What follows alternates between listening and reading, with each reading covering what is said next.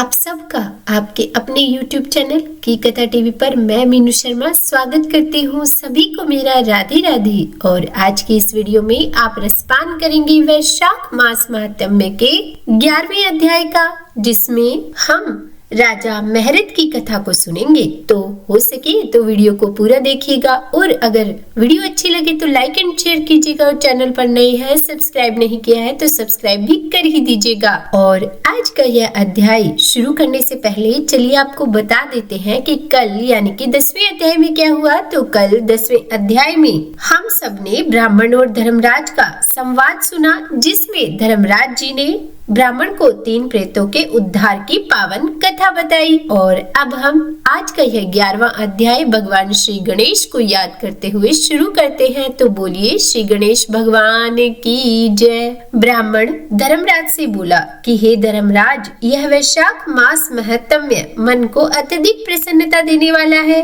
कृपया मुझे वैशाख मास महात्म्य का और वृतांत सुनाइए। तब श्री यमराज बोले कि हे ब्राह्मण, ये वैशाख मास बहुत ही पावन, पुण्यदायी और फलकारी है। इसके महात्म्य की जितनी भी प्रशंसा की जाए उतनी ही कम है। आपको वैशाख महात्म्य में राजा महरत का प्रसंग मैं सुनाता हूँ, आप उसे ध्यान पूर्वक सुनो। पूर्व काल की बात है। महरत नाम से विख्यात एक राजा थे। उन्हें अपने पूर्व जन्म के पुण्य के फल के स्वरूप बहुत ऐश्वर्य और संपत्ति प्राप्त हुई, परंतु राजा राज्य का सारा भार मंत्री पर रखकर स्वयं काम वासना को सुख भोगने में लगा रहता था। वो राजा ना प्रजा को देखता था, ना ही राज्य को, और ना ही धन को, तथा ना ही कोई धर्म का कार्य किया करता था। बस मन, वाणी और कर्म से पूरी तरह भोग विलास में लगा रहता था। उन राजा के पुरोहित का नाम कश्यप ऋषि था। जब राजा को विश्व में रमते हुए बहुत दिन हो गए, तब उनके पुरोहित ने अपने मन में विचार किया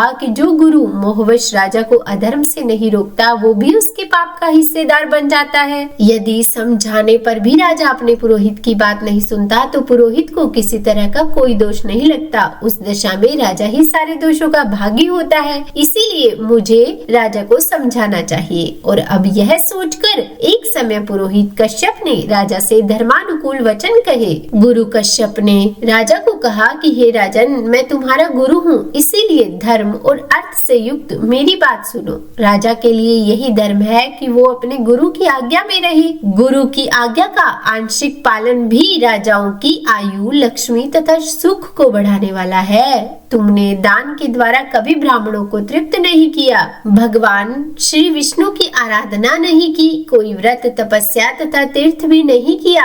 हे महाराज, कितनी ही दुख की बात है कि तुमने काम के अधीन होकर कभी भगवान के पवित्र नामों का स्मरण भी नहीं किया। तुमने अबलाओं की संगत में पड़कर विद्वानों की संगति नहीं की। एकमात्र धर्म ही सबसे महान और श्रेष्ठ है, जो मृत्यु के बाद भी साथ जाता है। शरीर के उपभोग में आने वाली अन्य जितनी वस्तुएं हैं, वे सब यही नष्ट हो जाती है। धर्म की सहायता से ही मनुष्य दुर्गति से पार होता है। मनुष्य के निर्जीव शरीर को काठ और ढेले के समान पृथ्वी पर फेंक कर उसके बंधु बांधव मुंह फेर कर चल देते हैं। केवल धर्म ही उसके पीछे जाता है। स्त्री, पुत्र आदि, कुटुंब, शरीर तथा धन, ये सब पराये हैं। ये सब आज तुम्हारे हैं, कल किसी और के होंगे, पर सिर्फ तुम्हारे द्वारा किए हुए पुण्य और पाप ही तुम्हारे हैं। जब एक दिन सब कुछ छोड़कर तुम्हें विवशता पूर्वक जाना ही है, तो अनर्थ में फंसकर अपने धर्म का पालन क्यों नहीं करते? मरने के बाद उस दुर्गम पथ पर अकेले कैसे जा सकोगे? यहाँ से प्रस्थान करने के बाद तुम्हारे पीछे कुछ भी नहीं जाएगा, केवल पाप और पुण्य तुम्हारे जाते समय तुम्हारे पीछे जाएंगे। इसीलिए तुम आलस्य छोड़कर वेदों तथा स्मृतियों में बताए हुए देश और कुल के अनुरूप हितकर कर्मों का पालन करो। शास्त्रों में बताए हुए सदाचार का सेवन करो। धन और काम भी यदि धर्म से रहित हो तो उनका परित्याग करना चाहिए। व्यसन यानी बुरी आदतें और मृत्यु, इनमें व्यसन को ही कष्टदायक बताया गया है। व्यसन में पड़े हुए राजा की दुर्दशा होती है, और जो व्यसन से दूर रहता है वह स्वर्गलोक में जाता है। पापों में फंस जाने पर वैभव और भोग स्थिर नहीं रहते, वो शीघ्र ही नष्ट हो जाते हैं। यदि मनुष्य मोह में पड़ जाए, स्वयं विचार करने में असमर्थ हो जाए, तो उसे विद्वान सहस्त्रों के पास जाकर प्रश्न करना चाहिए। वे पूछने पर यथोचित कर्तव्य का उपदेश देते हैं। कल्याण की इच्छा रखने वाले को हर उपाय से काम और क्रोध को वश में करना चाहिए, क्योंकि वे दोनों ही मनुष्य का कभी कल्याण नहीं होने देते। हे राजन, काम बड़ा बलवान है। वो शरीर के भीतर रहने वाला महान शत्रु है। अपने कल्याण की अभिलाषा रखने वाले पुरुष को उसके अधीन नहीं होना चाहिए। अतः विधि पूर्वक पालन किया हुआ धर्म ही सबसे श्रेष्ठ है। इसीलिए तुम धैर्य धारण करके धर्म का ही आचरण करो। यह श्वास बड़ा चंचल है, जीवन इसी के अधीन है। ऐसी स्थिति में कौन मनुष्य धर्म के आचरण में विलंब करेगा। राजन, जो वृद्धावस्था को प्राप्त हो चुका है उसका चित्त भी इन विषयों की ओर से नहीं हटता। यह कितने ही शोक की बात है। हे राजन, तुम्हारे लिए सर्वोत्तम हित की बात कहता हूँ, क्योंकि मैं तुम्हारा पुरोहित हूँ और तुम्हारे बुरे कर्मों का भागीदार हूँ।